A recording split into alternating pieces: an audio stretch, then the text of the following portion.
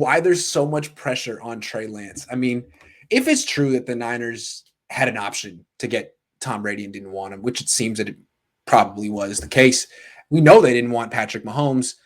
The reason that Trey Lance is on this team right now is because the Niners made those two decisions. So that's not like, that's a lot for Trey Lance, man. That's tough.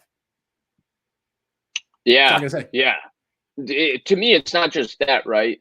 Because the guy he's replacing has this weird thing of he's a starting quarterback, but Yes. he has a weirdly great win-loss record, right?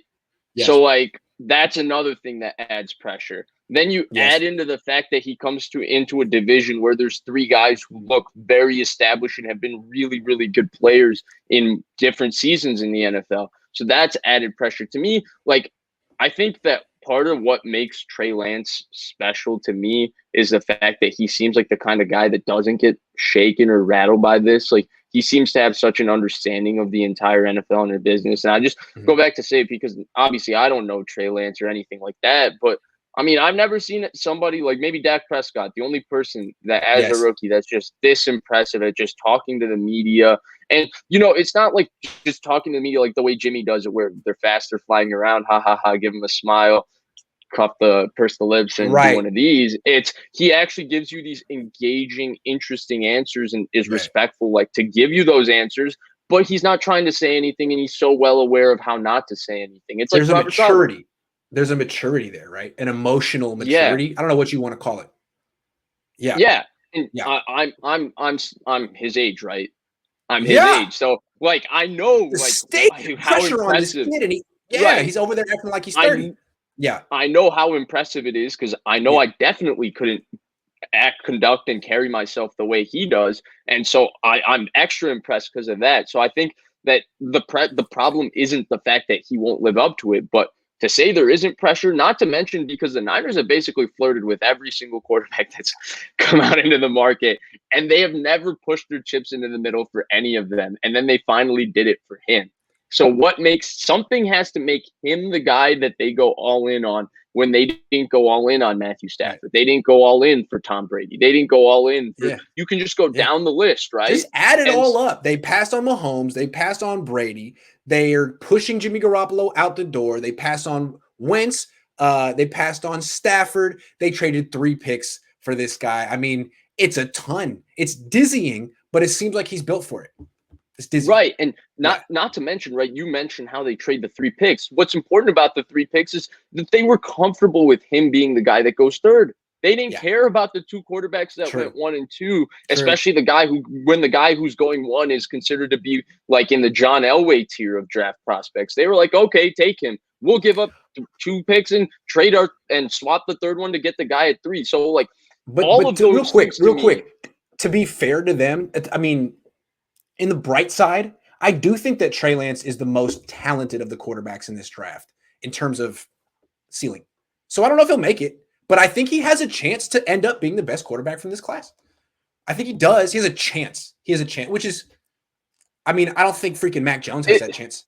You know what I'm saying? It's fair. It's fair, but that's all I'm saying. In terms of what I will say in terms of talent, and this, I myself is someone that has fallen victim to this and stuff. And it's just a line of thinking that's kind of changed just because, thoughts are so fluid. And when you're somebody like me who spends way too much time thinking about these kinds of things will change. I still think that I feel like we never as a community gave enough credit because Trevor Lawrence had such a great body of work and everything to just the raw talent of Trevor Lawrence. Like the fact that he's a 4.5, 6'6". Very talented. He has as big an arm as any of them and all of that. So is Zach Wilson. Right, Zach. But in terms of raw physical talent, I would tend to say maybe Lawrence has just got a little bit more, but Lance is right there. Obviously, I think it's fair to say he could be the best quarterback in the NFL maybe at some point. He's got that level of athletic ability. That's what's intriguing. Yeah. Yep. So the ceiling seems to be as high as the pressure.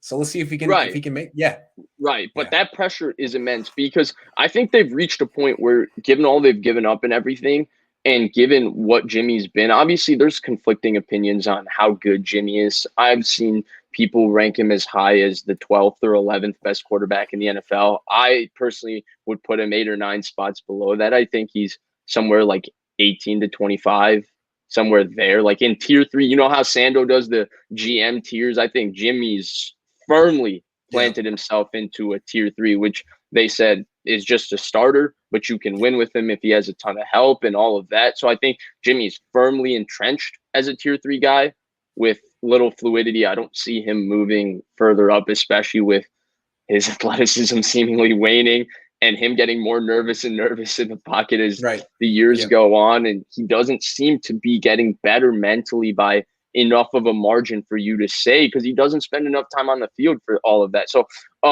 because of all of that, I think Jimmy's kind of stuck there. I think Lance, on the other hand, right, we talked about it. He could be like the second or first best quarterback in the NFL. But the thing for me, going back, I think where the extra pressure is there is that Lance has to be, I think, a top 10 quarterback in the NFL, because the justification for all of this movement and everything has to be to get a top 10 quarterback in the NFL. You know, if he's one of those guys that's pretty good, and I'm someone who always compliments these kind of guys, right? Like, I'm a fan of Kirk Cousins. I think he gets kind of a bad name because he's been a top 15, top 13 quarterback in the NFL for so long, like 5 years now in a row.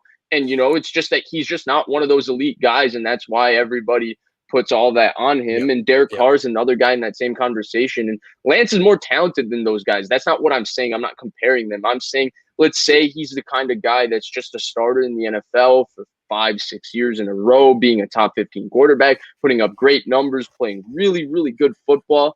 But, you know, he just never finds a way to get to the top 5 in the NFL, which is what his potential is. Then I think that's where the pressure is more, because I don't know if you could 100% call him a success, even though usually if you have one of those guys and you drafted him, that's a great success to get a quarterback that's top 15 in the NFL. But because of everything that they gave up for Lance and the guys they didn't take, and then finally taking Lance, I do think there's that extra added pressure that he has to be one of those guys.